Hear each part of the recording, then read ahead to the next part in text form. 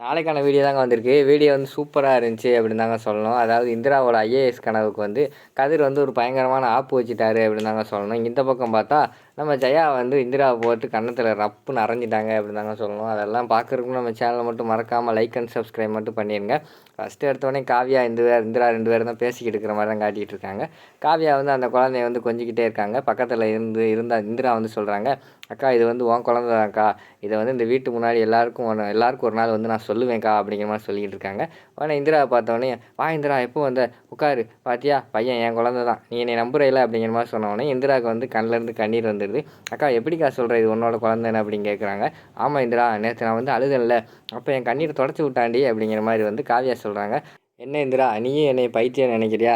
இந்த வீட்டில் உள்ள எல்லாரும் தான் என்னை பைத்தியம்னு சொல்கிறாங்க. முக்கியமாக கதிர் கூட என்னை பைத்தியம் தான் சொல்லிக்கிட்டு இருக்காரு. நீ என்னை அப்படி நினைக்கிறியா அப்படிங்கிற மாதிரி சொல்கிறாங்க. இல்லைக்கா, இது வந்து கடவுள் உனக்கு கொடுத்த குழந்தை. இந்த குழந்தை வந்து உன்னை விட்டு நான் யார்ட்டையுமே விட்டு கொடுக்க மாட்டேங்க்கா அப்படிங்கிற மாதிரி இந்திரா சொல்கிறாங்க.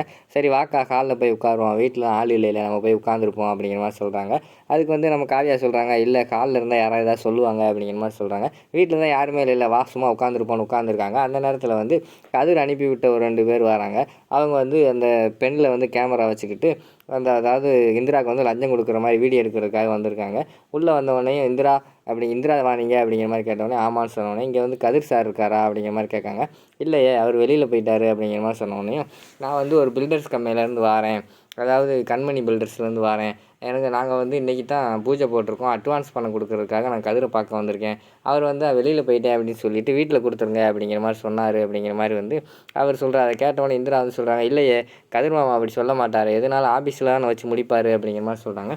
இல்லைம்மா, அவர் வெளியில் இருக்கார், அவர் சொல்லி தான் நான் இங்கே வந்தேன் அப்படிங்கிற மாதிரி சொன்னோன்னே நம்ம இந்திராவுக்கு வந்து டவுட் வந்துடுது. சரி இருங்க, நான் போய் கௌதம் கிட்டே கேட்டுக்கிறேன்னு சொல்லிட்டு கௌதமுக்கு வந்து கால் ட்ரை பண்ணுறாங்க. ஆனால் கௌதமுக்கு வந்து போகலை. உடனே காவியா வந்து சொல்லிடுறாங்க, அவங்க தான் இவ்வளோ சொல்கிறாங்கல்ல இந்திரா, வாங்கி வை காசை அப்படிங்கிற மாதிரி சொல்கிறாங்க.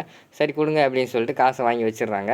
அதை வந்து வந்தவங்க 2 பேர் வந்து வீடியோ எடுத்துடுறாங்க. வெளியில் போய் அந்த வீடியோவை வந்து கதிருக்கு அனுப்பி வச்சிடுறாங்க. சார் வீடியோ எடுத்தாச்சு அப்படிங்கிற மாதிரி சொன்னாங்க. ரொம்ப சூப்பராக வந்திருக்கு வீடியோ அப்படின்னு சொல்லிட்டு கதிரோட ஃப்ரெண்டு ஒருத்தர் ராஜேஷ்ன்னு இருக்கார், அவர் வந்து டிவியில் ஒர்க் பண்ணுறாரு போல், அவருக்கு வந்து அந்த வீடியோவை அனுப்பி வச்சுட்டு, இந்த வீடியோவை வந்து நீ வந்து எடிட் பண்ணி எப்படியாவது டிவியில் போட்டு விட்ரு, அதாவது சும்மா ஒரு தடவை 2 தடவை வரக்கூடாது, ஹாட் டாபிக், அதாவது பிரேக்கிங் நியூஸாக வந்துக்கிட்டே இருக்கணும் அப்படிங்கிற மாதிரி வந்து கதிர் சொல்கிற மாதிரி காட்டுறாங்க.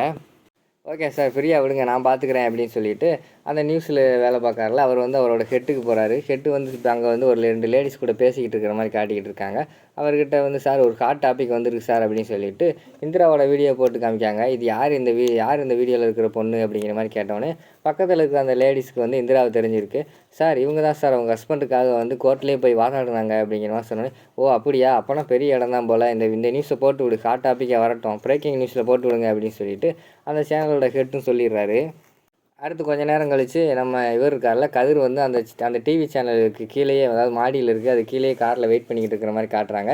என்ன இவன் டிவியில் போட்டு விட்டானா இல்லையா அப்படின்னு சொல்லிட்டு கீழே இருந்து கால் பண்ணுறாங்க. என்ன டிவியில் இன்னும் போட்டு விட்டியா என்ன அப்படிங்கிற மாதிரி கேட்காங்க. இல்லை இப்போ தான் எடிட்டிங் ஒர்க்கெல்லாம் போய்கிட்டு இருக்கு, சீக்கிரமாகவே டிவியில் வந்துடும், நீங்கள் இருந்தீங்களா கூட உங்களுக்கு போட்டு காட்டுருவேன் அப்படிங்கிற மாதிரி வந்து அவர் சொல்கிறார். நான் வந்து உங்கள் கம்பெனி கீழே தான் இருக்கேன் வாங்க அப்படிங்கிற மாதிரி சொன்னோன்னையும் அவர் வந்து கதிர்கிட்ட வந்து அந்த வீடியோ போட்டு காட்டுறாரு. போட்டு காட்டினவொடனே கதிருக்கு வந்து பயங்கரமான சந்தோஷம். சூப்பராக இருக்குது வீடியோ, இதை எப்படியாவது போட்டு இந்திராவோட சோழியை முடிச்சிடணும், இந்திரா என்கிட்டயே வாலாட்டிக்கிட்டு இருக்கே, அவனை சும்மா விட மாட்டேன், உன் ஐஏஎஸ் கனவுக்கு ஆப்பு தான் அப்படிங்கிற மாதிரி வந்து நம்ம கதிரும் அந்த டிவி சேனலில் வேலை பார்க்குறவனு பேசிக்கிட்டு இருக்கிற மாதிரி காட்டுறாங்க. அதை அந்த பக்கம் இருந்து அந்த டிவி சேனலில் வேலை பார்க்குற ஒரு பொண்ணு வந்து பார்த்துடுறாங்க. பார்த்துட்டு அவங்க வந்து அந்த பக்கம் போயிடுறாங்க. அடுத்த சீனில் வந்து விறுவிறுன்னு கதிர் வந்து வீட்டுக்குள்ளே வராரு. அம்மா என்னம்மா இந்த வீட்டில் என்னம்மா அநியாயம் நடந்துக்கிட்டு இருக்குது, அக்கிரமம் நடந்துக்கிட்டு இருக்குது அப்படிங்கிற மாதிரி சொல்கிறாங்க. டேய் என்னடா ஆச்சு, வந்தது வராது இப்படி கத்திக்கிட்டு இருக்க அப்படிங்கிற மாதிரி ஜெயா சொல்கிறாங்க. அம்மா டிவியை போட்டு காட்டுறேன் பாருமா அப்படின்னு சொல்லிட்டு டிவியை போட்டு காட்டுறாங்க. போட்டு காட்டினா அங்கே வந்து இந்திராவோட நியூஸ் வந்து டிவியில் பிரேக்கிங் நியூஸாக ஓடிக்கிட்டு இருக்குது. அதை பார்த்தோன்னே ஜெயாவுக்கு வந்து பயங்கரமான ஷாக் ஆயிடுது. என்ன இது இப்படின்னு சொல்லிட்டு பார்த்துக்கிட்டே இருக்காங்க. பார்த்தியாம்மா, இதுக்கு முன்னாடியாவது போஸ்டர் ஒட்டி தான் நம்ம குடும்பத்தை வாங்கலாம், இப்போ டிவிலேயே வந்து நம்ம குடும்பத்தை வாங்கிக்கிட்டு இருக்கா, குடும்ப மானத்தை வாங்கிக்கிட்டு இருக்கா அப்படிங்கிற மாதிரி வந்து கதிர் சொல்கிற மாதிரி காட்டுறாங்க. இந்திரா அந்த இந்திரா கூப்பிடு, இந்திரா அங்கே வா அப்படிங்கிற மாதிரி சொல்கிறாங்க. உடனே இந்திராவும் காவியாவும் சேர்ந்து ரூமுக்குள்ளேருந்து வெளியில் வர்ற மாதிரி காட்டுறாங்க. வெளியில் வந்தோடனே என்ன இந்திரா இது, என்ன பண்ணி வச்சுருக்க அப்படிங்கிற மாதிரி கேட்காங்க.